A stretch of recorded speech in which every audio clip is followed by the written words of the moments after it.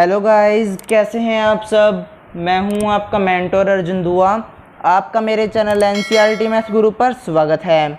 आज हम स्टार्ट करेंगे बिजनेस मैथमेटिक्स में 7.4 एक्सरसाइज। इसमें मैंने आपको 1 to 11 क्वेश्चन करवा दिए हैं। अब तक अगर आपने वो वीडियोज़ नहीं देखी तो मेरी पिछली वीडियो जाकर जरूर देख लें। आज हम क्वेश्चन नंबर 12 से स्टार्ट करेंगे।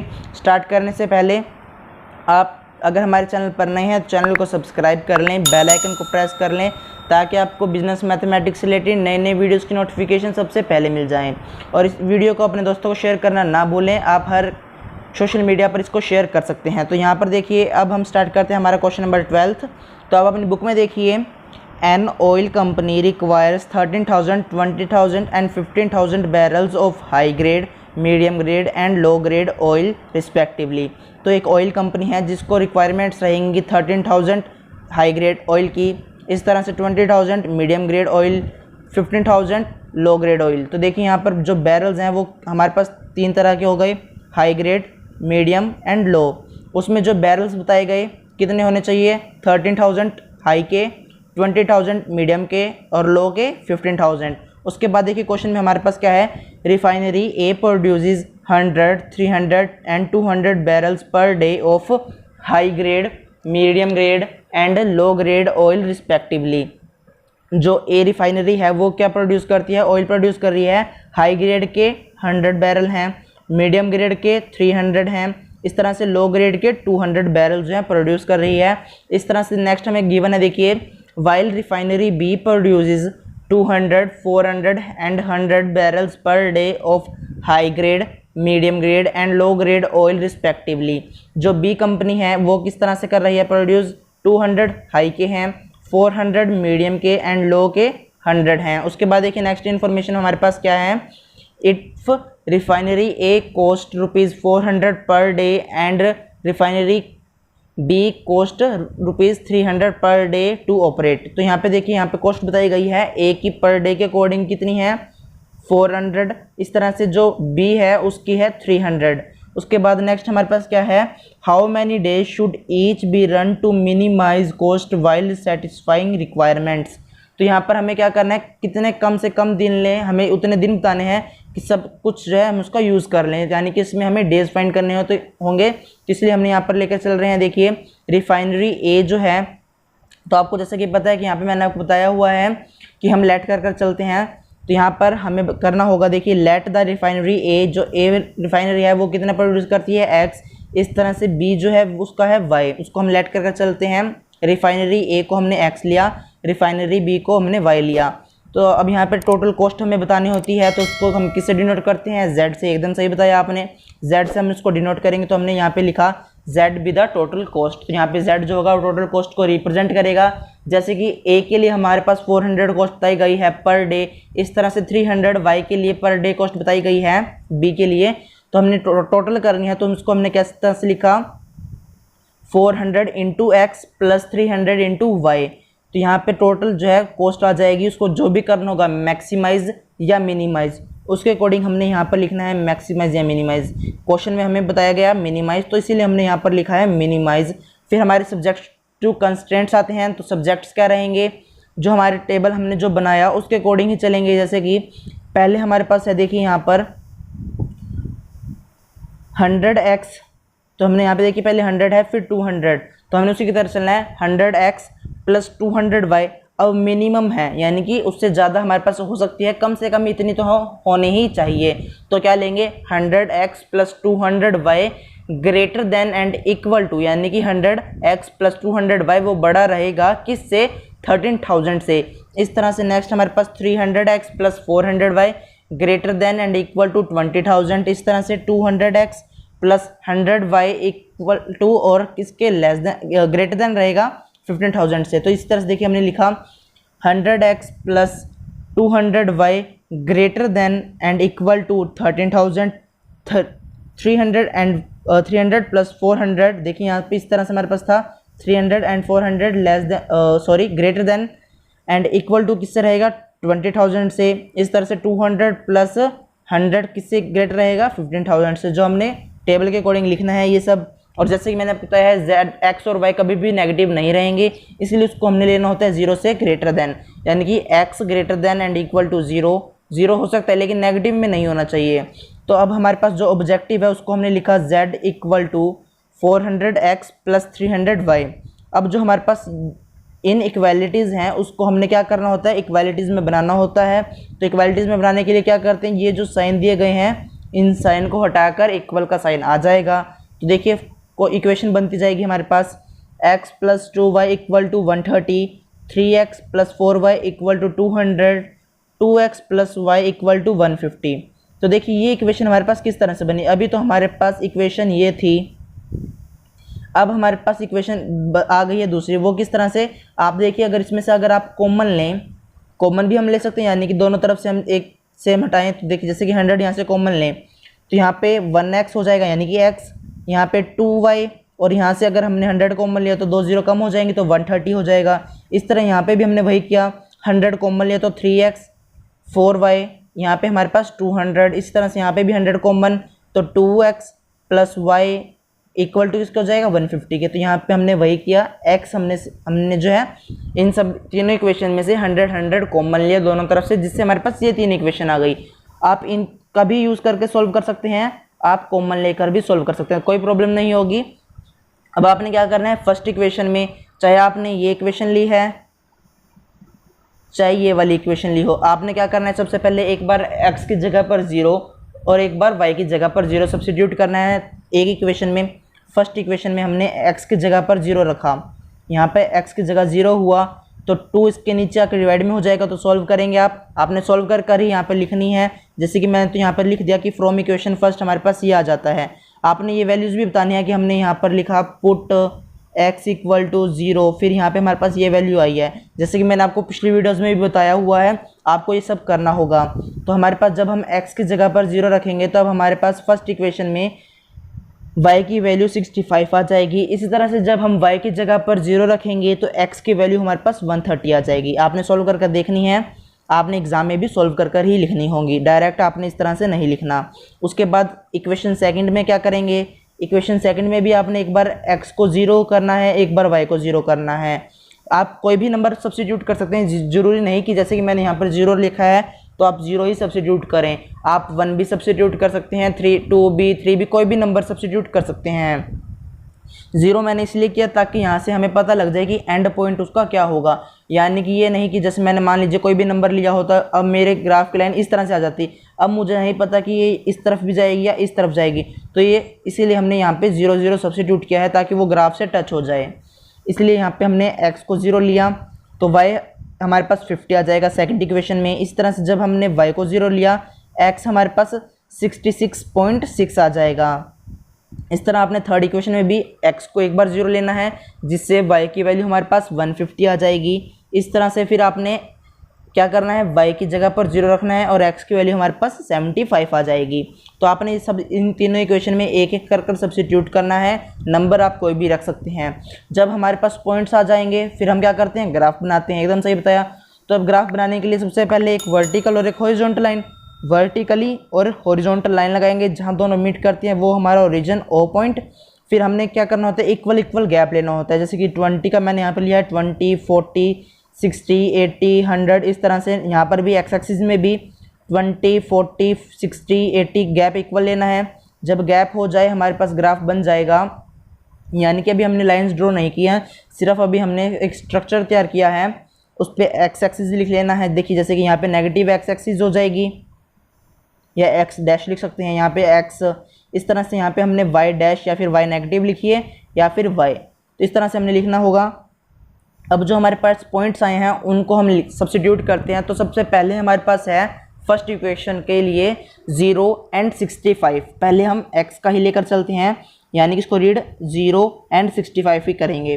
तो x की वैल्यू 0 यहाँ पर होगी, y की वैल्यू 65 ऊपर की तरफ, यानी कि y एक्सिस में वर्टिकली देखेंगे। इस तरह से देखेंगे तो देखिए यहाँ पर 80 और 60 की जो हमने गैप लिया उसके बीच में हमारे पास मिल जाएगा। ग्राफ में देखेंगे तो आपको आसानी से पता लग जाएगा कि यहाँ पे 65 होगा हमारे पास। ये यहाँ पे नोटबुक है इसलिए यहाँ पे मैंने अंदाज़ा लगाया कि यहाँ पे लगभग 65 हो जाएगा। इस तरह से सेकंड फाइंड करेंगे 130 एंड 0। तो 130 हमारे पास कहाँ बनेगा एक्स एक्सिस में, यहाँ पर 120 एंड 140 के बीच में। इस तरह से y0 ओरिजिन पर रहेगा। तो 2 पॉइंट हमारे पास आ गए। देखिए एक तो हमारे पास बन गया 0 एंड 65 के लिए, एक बन गया 130 एंड 0 के लिए, यानी कि ये 2 पॉइंट, फर्स्ट पॉइंट ये, सेकंड पॉइंट ये। जब 2 पॉइंट हो जाएं, मिनिमम हमें 2 पॉइंट चाहिए ही चाहिए एक लाइन ड्रॉ करने के लिए, तो ये इस तरह से लाइन ड्रॉ हो जाएगी। उसके बाद सेकंड इक्वेशन पे आ जाइए। फर्स्ट है 0 एंड 50, x की वैल्यू 0 यहाँ पर होगी, y की वैल्यू 50 हमें कहाँ पे मिलेगी 40 एंड 60 के बीच में, तो यहाँ पे बन जाएगा। इसी तरह से फिर 66.6 और 0, तो 66.6 हमारे पास x एक्सिस में यहाँ पर होगा और y की वैल्यू 0 ओरिजिन पर रहेगी। तो यहाँ पर ये पॉइंट आ गया। अब हमारे पास फिर 2 पॉइंट बन गए। अब जो 2 पॉइंट बन गए उनको हम जो है ज्वाइन कर लेते हैं। देखिए फर्स्ट पॉइंट ये बन गया था, सेकंड पॉइंट ये बन गया। अब इन दोनों को हमने इस तरह से ज्वाइन करना है। स्केल की हेल्प से पॉइंट से पास होनी चाहिए आपकी लाइन, तो आपने ये ध्यान रखना है। जैसे कि यहाँ पर मैंने देखिए पेंसिल से पहले ड्रॉ की हुई थी लाइन जो एकदम पॉइंट से पास हो रही थी, तो आपने उसी तरह से पास करनी है। तो हमारी फर्स्ट लाइन, सेकंड लाइन आ चुकी है। अब थर्ड लाइन जो थर्ड इक्वेशन के अकॉर्डिंग है उतनी ही लाइनें बनेंगी जितनी हमारे पास इक्वेशन होंगी। तो हमारे पास नेक्स्ट है 0 एंड 150 के लिए, x की वैल्यू 0, y की वैल्यू 150। तो y की वैल्यू देखिए 150 y एक्सिस में ऊपर की तरफ दिखेगी इस तरह से। फिर नेक्स्ट है x की वैल्यू 75, y की वैल्यू 0, x की वैल्यू 75, तो 60 एंड 80 के बीच में मिलेगी। ये देखिए 75 हमारे पास। इसी तरह से y की वैल्यू 0 ओरिजिन पर रहेगी। तो हमारे पास ये पॉइंट आ गया। तो अब जो पॉइंट आया है उन दोनों को अपने ज्वाइन कर लेना है। तो ज्वाइन करने के बाद देखिए इस तरह से लाइन ज्वाइन हो जाएगी, स्ट्रेट लाइन होनी चाहिए। तो हमारे पास तीनों देखिए इस तरह से लाइन ड्रॉ हो जाएंगी, जैसे कि यहाँ पे आपको पेंसिल से मैंने दिखाया है, इस तरह से आपकी ड्रॉ हो जाएंगी। अब जो ये शेडेड रीजन है ये किस तरह से पता चलेगा वो भी मैंने आपको बताया हुआ है। हम क्या करते हैं, जो हमारे पास इक्वेशंस होती हैं, इनइक्वालिटीज़ होती हैं, उनमें हमें क्या सब्स्टिट्यूट करना होता है, 0। x और y दोनों में एक साथ 0 रखने पर क्या वो स्टेटमेंट ट्रू है या फॉल्स है वो चेक करना है। तो देखिए यहाँ पर हम अगर सब्स्टिट्यूट करते हैं 0 एंड 0 x एंड y की जगह पर, यहाँ पर भी 0, यहाँ पर भी 0, तो ये दोनों तो 0 हो गए। ये क्या कहता है, 0 बड़ा है 13,000 से, 13,000 से बड़ा है। क्या ये सही है? नहीं, ये फॉल्स स्टेटमेंट हो गई। इस तरह से नेक्स्ट में आपने चेक करना है, इसमें 0, इसमें 0, तो ये 0 हो जाएगा। तो 0 बड़ा है किससे, 20,000 से। क्या ये सही है? नहीं, ये सही नहीं है। तो ये भी इक्वेशन क्या हो जाएगी, गलत हो जाएगी। इसी तरह से आपको ये भी पता चलेगा कि थर्ड इक्वेशन भी हमारे पास फॉल्स है। अब ये फॉल्स आ गई तो क्या करना होगा, फॉल्स आ गई तो हमें ओरिजिन से दूर जाना होगा। तो फर्स्ट इक्वेशन के देखिए आपने साथ साथ इन पे नेम भी लिखना, जैसे कि फर्स्ट इक्वेशन थी, देखिए एक सेकेंड, ये देखिए फर्स्ट इक्वेशन थी, तो हमने इसका नाम लिखा, कौन सी इक्वेशन थी, इसके पॉइंट्स लिखे, कौन कौन से इसके पॉइंट्स थे। तो आपने ये भी ध्यान रखना है। तो इस इक्वेशन के अकॉर्डिंग हम कहाँ जाएंगे, बाहर की तरफ जाएंगे, ओरिजिन से दूर जाएंगे। तो इस लाइन के अकॉर्डिंग ओरिजिन से दूर आ गए। इसी तरह से सेकंड इक्वेशन हमारे पास ये थी, सेकंड इक्वेशन ये थी, इसके अकॉर्डिंग भी हम ओरिजिन से दूर जाएंगे। थर्ड इक्वेशन के अकॉर्डिंग हमारे पास ये है, इससे ओरिजिन से दूर आएंगे। तो हमारे पास देखिए इस तरह से ये शेडेड रीजन बन गया। अब हमारे पास इन तीनों का कॉमन एरिया क्या बनेगा, जिससे देखिए यहाँ पेंसिल से जो मैंने शेड किया हुआ है वो भी हमारे पास रीजन है, या फिर अब जो मैं रेड से कर रहा हूँ वो भी हमारे पास जो है कॉमन रीजन ही रहेगा। तो आपने कॉमन रीजन एकदम ध्यान करके करना है कि कौन सा हमारे पास कॉमन रीजन रहेगा। तो बाकी मैं एक बार हटा देता हूँ ताकि आपको आसानी से पता लग जाए कि कौन सा रीजन रहेगा। तो यहाँ पर देखिए रीजन जो है हमारे पास ये वाला रीजन रहेगा। तो यहाँ पे अब जो इसके कॉर्नर देखेंगे, यानी कि एक ये पॉइंट, एक ये कॉमन पॉइंट और एक हमारे पास ये वाला पॉइंट, ये 3 पॉइंट हमें फाइंड करने होंगे। देखिए 2 तो हम बता सकते हैं आसानी से क्योंकि वो नंबर लाइन पे, ये देखिए जैसे कि x एक्सिस पर है तो ये हम बता देंगे पॉइंट कौन सा है, ये वाला पॉइंट y एक्सिस पर है तो ये भी बता देंगे। लेकिन जो ये पॉइंट है वो किस तरह से बताएंगे वो मैंने आपको बताया हुआ है, इंटरसेक्शन फाइंड करते हैं। यानी कि जो हम सब्स्टिट्यूशन मेथड लगा सकते हैं, एलिमिनेशन, क्रॉस मल्टीप्लिकेशन, जो भी मेथड आपको अच्छे से आता हो आप वो अप्लाई कीजिए। अगर वो मेथड नहीं आता तो वो भी मैं आपको बता दूंगा, पिछली वीडियोस में भी मैंने आपको बताया हुआ है। क्या करते हैं, जो दो लाइन जो है उन दोनों इक्वेशन को लेंगे, यानी कि एक ये लाइन है एक ये लाइन है, तो इन दोनों की इक्वेशन लेनी है। यानी कि x + 2y = 130, 2x + y = 150, इन दोनों इक्वेशन को लेंगे। इन दोनों को हमने क्या करना होता है, एलिमिनेट करना होता है। ये सब्स्टिट्यूट करके कर सकते हैं। तो यहाँ से एक बार इसमें से x की वैल्यू कोई भी एक फाइंड कर लेंगे, उसको इसमें सब्स्टिट्यूट कर देंगे, यहाँ से y की वैल्यू आ जाएगी, y की वैल्यू फिर आपने इसमें सब्स्टिट्यूट करनी है जिससे x और y की वैल्यू आ जाएंगी। अगर आपको सब्स्टिट्यूशन मेथड, एलिमिनेशन मेथड नहीं आता, आप मुझे कमेंट करना, मैं उस पर अलग से वीडियो जरूर बनाऊंगा। तो यहाँ पर हमारे पास इस तरह से पॉइंट्स आ जाएंगे। देखिए यहाँ पर मैंने लिखे हैं जो हमारे पास पॉइंट्स रहेंगे, a.0 एंड 150 का, b.170/3 एंड 110/3 का रहेगा। इस तरह से हमारे पास नेक्स्ट c.130 एंड 0 का। नाम हमारे पास कुछ भी हो सकते हैं, जैसे कि मैंने a, b और c लिया, आप इसको b, c, d कुछ भी ले लीजिए, तीनों पॉइंट रहेंगे यही, यानी कि 0, 150 का रहेगा। ये पीछे भी हो सकता है, आगे भी हो सकता है, लेकिन ये 3 पॉइंट रहेंगे ही रहेंगे इसी क्वेश्चन में। तो आपने वो तीनों पॉइंट को लिखना है, जैसे कि देखिए यहाँ पर मैंने लिखा है कॉर्नर पॉइंट कर कर a, b एंड c, वो तीनों पॉइंट के नेम लिख देने हैं जो भी है, 0, 150, 170/3 एंड 110/3, इस तरह से 130 एंड 0 का। अब क्या करना है, जो हमारे पास z था, यानी कि जो हमारे पास टोटल कॉस्ट थी जो हमने लेट की थी, वो देखिए क्या थी, 400x + 300y, हमारे पास यही थी। तो इसमें हमने वैल्यूज़ को सब्स्टिट्यूट करना है। x की जगह पर एक बार देखिए इसके अकॉर्डिंग 0 हो जाएगा और y की जगह पर 150 हो जाएगा। आपने इसको सोल्व करना है, जैसे कि यहाँ पर आपको दिख रहा होगा कि हमारे पास रिजल्ट आ जाएगा 45,000 यानी कि 45,000। इस तरह से फिर आपने x की जगह पर सेकंड इक्वेशन के अकॉर्डिंग देखें तो एक बार 170/3 यानी कि 170/3 और एक बार 110/3 यानी कि 110/3। तो ये आपने सब्स्टिट्यूट करना है, सोल्व करेंगे तो रिजल्ट 33,666.67 यानी कि 33,666.666 आ रहा था, तो वो 7 बना दिया। तो उसके बाद हमारे पास नेक्स्ट है 130 एंड 0, तो ये आपने सब्स्टिट्यूट करना है, तो हमारे पास रिजल्ट आता है 52,000 यानी कि 52,000। तो इसमें हमें क्वेश्चन में क्या क्या गया था कि आपने मिनिमम फाइंड करना है। तो मिनिमम सबसे कम वैल्यू देखिए इसमें से कौन सी है, एकदम सही बताया आपने, बी वैल्यू हमारे पास सबसे कम है, तो बी हमारे पास इसका रिजल्ट हो जाएगा। अगर ये कहता कि मैक्सिमम करनी है तो मैक्सिमम जो सबसे बड़ी वैल्यू होगी यानी कि 52,000 यानी कि 130 एंड 0 का, वो हमारा रिजल्ट हो जाता। तो यहाँ पर हमारे पास क्या वैल्यू हो जाएगी, देखिए z की वैल्यू हो जाएगी 33,666.67 रुपीज़, क्योंकि ये रुपीज़ में हमारे पास होगा, यानी कि इसकी कॉस्ट आ गई है सबसे कम। इसमें यही बताया गया था कि सबसे कम कॉस्ट कब लगेगी, जब हम इनका यूज़ करेंगे, यानी कि इतने दिन लेकर चलेंगे। तो यहाँ पे हमारे पास ये सबसे कम कॉस्ट आ जाएगी और सभी रिसोर्सेज जो है कम्प्लीटली यूज हो जाएंगे। इसी तरह से नेक्स्ट क्वेश्चन है क्वेश्चन नंबर 13।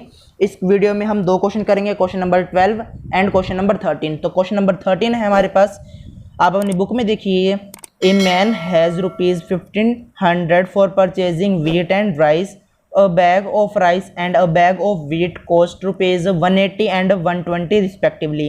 तो यहाँ तक देखिए एक व्यक्ति है, उसके पास 1,500 रुपये यानी कि 1,500 रुपीज़ हैं, और उसकी जो कॉस्ट आई है व्हीट की पर बैग 180 है और राइस की 120 है। ये हमें क्वेश्चन में गिवन है। उसके बाद देखिए, he has a storage capacity of only 10 bags, वो कितने स्टोर कर सकता है बैग, एक बार में 10, यानी कि व्हीट और राइस दोनों के मिलाकर या दोनों के मिलाकर वो 10 बैग्स ही ले सकता है, कितने भी हो सकते हैं, मतलब टोटल 10 बैग होंगे। He earn a profit of ₹11 and ₹9 per bag of rice and wheat respectively. तो यहाँ पर वो 11 रुपये की तरफ से लेता है व्हीट से और 9 रुपीज़ राइस से। तो यहाँ पे इस तरह से उसके पास प्रॉफिट रहता है। उसके बाद हमारे पास क्या है, formulate the problem as an LPP to find the number of bags of each type he should buy for getting maximum profit and solve it graphically। तो उसको ग्राफिकली मेथड से सॉल्व भी हमें कर कर दिखाना होगा। तो चलिए हम अपना क्वेश्चन स्टार्ट करते हैं। देखिए यहाँ पर सबसे पहले हमने देखा कि नंबर ऑफ जो बैग्स लेंगे हम व्हीट के कितने ले लेते हैं x, इस तरह से नंबर ऑफ जो बैग्स होंगे राइस के उसको हमने ले लिया y। तो z जो होगा किसको डिनोट करेगा, टोटल को, वो चाहे टोटल कॉस्ट हो चाहे वो टोटल प्रॉफिट हो, तो हमने लिखा z with the total profit. उसके बाद हमने मैक्सिमाइज या मिनिमाइज जो करना होगा वो लिखेंगे। तो मैक्सिमाइज करना है, मैक्सिमाइज हम प्रॉफिट को करेंगे। प्रॉफिट हमारे पास 11 और 9 के हिसाब से था, तो 11 रुपये व्हीट पे मिल रहा है तो 11 × x हो जाएगा, और 9 रुपीज़ हमें किस पे मिल रहा है, राइस पर, तो वो 9y हो जाएगा। इस तरह से अब जो हमारे पास सब्जेक्ट टू कंस्ट्रेंट्स होंगे वो लिखते हैं। तो सब्जेक्ट टू कंस्ट्रेंट सबसे पहले हमारे पास देखिए कि क्या कॉस्ट थी, 180 एंड 120 1500 से क्या होंगे, मैक्सिमम, यानी कि ये दोनों हमारे पास जो इनका रिजल्ट रहेगा वो इससे कम या इसके इक्वल रहेगा, यानी कि मैक्सिमम है, तो इससे लेस लेंगे, यानी कि 180x प्लस 120y लेस या फिर इक्वल होंगे किसके, 1500 के, यानी कि 1500 के।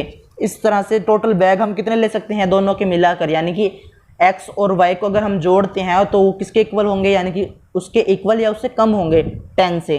तो हमने उसको लिखा x और y जो बैग होंगे वो 0 से बड़े होने चाहिए, यानी कि 0 भी हो सकते हैं, और यानी कि हम सारे के सारे राइस भी ले सकते हैं या सारे के सारे व्हीट भी ले सकते हैं, लेकिन माइनस में नहीं जाएंगे, इसलिए हमने उसको लिखा x greater than 0 equal to 0। इस तरह से y भी greater than and equal to 0 हो जाएगा।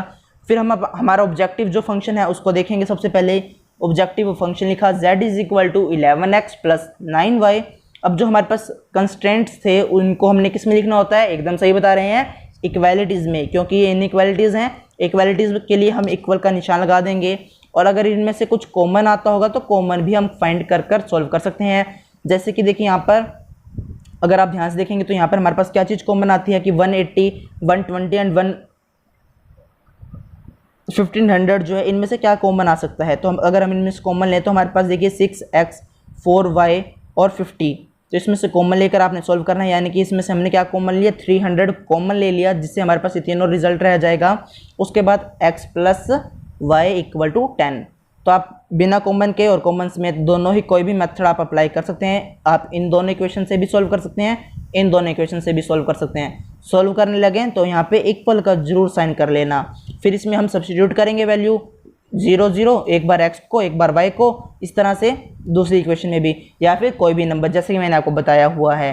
तो यहाँ पर देखिए x को हमने एक बार लिया 7, फर्स्ट इक्वेशन में अगर x को हम 7 लेते हैं तो y हमारे पास 2 आ जाएगा। इसी तरह से जब हम फर्स्ट इक्वेशन में ही x को 1 लेंगे तो y वैल्यू आ जाएगी हमारे पास 11। कोई भी नंबर हो सकता है, जैसे कि मैंने आपको बताया, आप 0 भी ले सकते हैं, जो मैंने लिया आप वो भी ले सकते हैं, या फिर आप अपनी तरफ से भी कोई भी नंबर ले सकते हैं। इस तरह से सेकंड इक्वेशन में देखिए, जैसे कि मैंने आपको बताया है कोई भी नंबर हो सकता है, तो मैंने एक बार x को 0 लिया तो y 10 आ गया। सेकंड इक्वेशन में बता रहा हूँ, इस तरह से जब हम y को 0 लेंगे तो x 10 आ जाएगा। दोनों इक्वेशन के नंबर्स हमारे पास आ गए हैं, तो ग्राफिकली मेथड से अब हम इसको सॉल्व भी कर लेते हैं। तो इस तरह से देखिए यहाँ पे ग्राफ दिख रहा होगा आपको पूरा। तो यहाँ पर नंबर है हमारे पास, देखिए सबसे पहला है 7 और 2 का, तो x की वैल्यू 7 और y की वैल्यू 2। तो ग्राफ बनाने के लिए वर्टिकल और हॉरिजॉन्टल लाइन आएगी। पॉइंट्स हम किस तरह से लेंगे, इक्वल इक्वल गैप पे। देखिए जैसे कि यहाँ पर डिस्टेंस एकदम इक्वल इक्वल है, 1 2 3 नंबर हमारे पास सेम सेम रहेंगे दोनों एक्सिस में। अब देखिए यहाँ पर 7 एंड 2 है, तो 7 x एक्सिस में कहाँ पर होगा, यहाँ पर। इस तरह से हमारे पास y क्या है, 2 है, y2 हमारे पास यहाँ पर होगा। तो देखिए अब दोनों को हमने लेकर चलना है। देखिए इस तरह से थोड़ा सा एक्सटेंड कर देंगे इन दोनों लाइंस को। तो इस तरह से आपने ड्रॉ नहीं करना, आप डॉटेड लाइन लगाकर कर सकते हैं अगर करना होगा। तो हमारे पास ये पॉइंट आ जाएगा, जैसे कि यहाँ पर देखिए मैंने दिखा भी रखा है आपको। ये जो पॉइंट है 7 और 2 के लिए है। इस तरह से 1 एंड 11, x की वैल्यू 1, y की वैल्यू 11 है, तो y की वैल्यू 11 ऊपर वर्टिकल लाइन में दिख जाएगी। देखिए इस तरह से आपने इसको ज्वाइन करना है, तो हमारे पास ये पॉइंट आ जाएगा। जब 2 पॉइंट बन जाते हैं, मिनिमम हमें एक लाइन ड्रॉ करने के लिए 2 पॉइंट चाहिए होते हैं, तो हमने वो 2 पॉइंट फाइंड कर लिए। अगर आप 3 करना चाहते हैं तो आप 3 भी कर सकते हैं, कोई प्रॉब्लम नहीं होगी। जब दोनों पॉइंट्स आ जाएं तो उनको आपस में ज्वाइन कर लेना है। इस तरह से स्केल की हेल्प से पॉइंट में से पास होना चाहिए।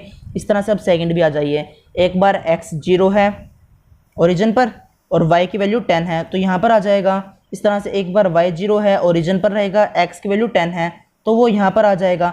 तो ये दोनों पॉइंट्स फिर मिल गए हमें, फिर एक लाइन ड्रॉ हो जाएगी। तो इस तरह से आपने इन दोनों को ड्रॉ कर लेना है। स्केल की हेल्प से एकदम स्ट्रेट लाइन जानी चाहिए, आपकी दोनों पॉइंट्स में से पास होनी चाहिए। देखिए जैसे कि यहाँ पर आपको दिख रहा होगा कि पेंसिल से मैंने एकदम स्ट्रेट लाइन पास की थी इन दोनों में से। उसके बाद अब देखिए क्या करेंगे हम, अब इसमें ट्रू और फॉल्स चेक करेंगे, और ट्रू होगा तो अंदर की तरफ, फॉल्स है तो बाहर की तरफ। तो आ जाइए इनइक्वालिटीज़ में। इनइक्वालिटीज़ हमारे पास ये रही। इनइक्वालिटीज़ में 0 0 सब्स्टिट्यूट कीजिए, x की जगह पर 0, y की जगह पर 0 0 0 यहाँ पर सब्स्टिट्यूट करते हैं तो रिजल्ट हमारे पास 0 less than and equal to 1500। तो ये सही है, 0 छोटा होता है 1500 से, सही है। इस तरह से इन दोनों में 0 लिखेंगे तो 0 छोटा है, यानी कि 0 लेस देन 10, सही है। 0 छोटा होता है 10 से, दोनों ट्रू हैं। ट्रू है तो ओरिजिन की तरफ आ जाइए, इस तरह से आप ड्रॉ करेंगे, फिर आप इस तरह से ड्रॉ करेंगे तो दोनों का कॉमन एरिया जो है वो देखिए यहाँ पर बन जाएगा हमारे पास इस तरह से, ये हमारे पास कॉमन एरिया आ गया। तो इनके जो है कॉर्नर पॉइंट लेंगे, जैसे कि फर्स्ट पॉइंट ये बन जाएगा 0 10, फिर बी पॉइंट फाइंड करेंगे तो बी पॉइंट हमारे पास लगभग 5 and 5 आ जाएगा। इस तरह से आपने ये पॉइंट लेना है, उसके बाद ये पॉइंट आ जाएगा। तो यहाँ पे हमारे पास देखिए 0 10 5 and 5 8.25 and 0 0। देखिए यहाँ पर जो मैंने आपको बताया था कि आप सीधा ड्रॉ नहीं कर सकते, जैसे कि यहाँ पे मैंने इस तरह से ड्रॉ कर रखा है, आपने इस तरह से ड्रॉ नहीं करना। आपने क्या करना होगा, आप 0 0 लेकर चलेंगे तो आपके पास ये पॉइंट आ जाएगा। अगर आपके पास नहीं आता तो आपने इसको सोल्व कर देखना है। अब सोल्व किस तरह से करेंगे, एक आपके पास ये लाइन है और एक 7 और 2 की लाइन जो है, यानी कि फर्स्ट इक्वेशन और ये इक्वेशन को आपने यूज़ करते हुए सोल्व करना है। यानी कि यहाँ पर एक्स एक्सिस पर y की वैल्यू क्या होती है 0 और y एक्सिस पर x की वैल्यू 0 होती है, यानी कि अपोजिट डायरेक्शन में। यानी कि देखिए अगर y की बात कर रहे हैं तो यहाँ पर x 0 रहेगा, अगर इसकी बात कर रहे हैं तो यहाँ पर y 0 रहेगा। तो यहाँ पे हमने y को 0 सब्स्टिट्यूट किया फर्स्ट इक्वेशन में, इस तरह से फाइंड करनी है। यहाँ पे y को हमने 0 रखना है जिससे x की वैल्यू 8.25 आ जाएगी। आपने ये ध्यान नहीं देना कि भाई सर ने कैसे करी है, आपने इस तरह से सोल्व कर दिखानी होगी पेपर में, एग्ज़ाम में आपने सोल्व करनी है, आपने डायरेक्ट नहीं लिखना।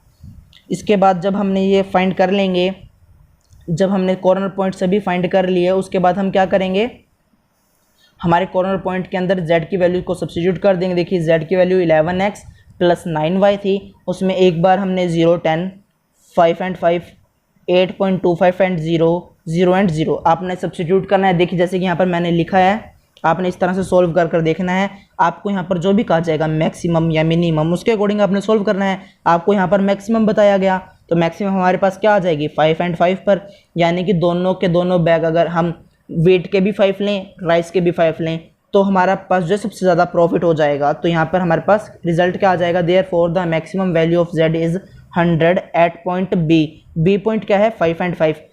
पॉइंट आपका कुछ भी हो सकता है, नाम आप कुछ भी दे सकते हैं, लेकिन रिजल्ट आपके पास 5 and 5 ही रहेगा। बाकी के क्वेश्चन हम अगली वीडियो में करेंगे। अगर आपको वीडियो अच्छी लगे वीडियो को लाइक कीजिए, दोस्तों को शेयर कीजिए। अगर आप हमारे चैनल पर नए हैं चैनल को सब्सक्राइब करें, बेल आइकन को प्रेस करना ना भूलें ताकि आपको बिजनेस मैथमेटिक्स से रिलेटेड नए वीडियोज़ की नोटिफिकेशन सबसे पहले मिल जाएँ, और शेयर करना ना भूलें।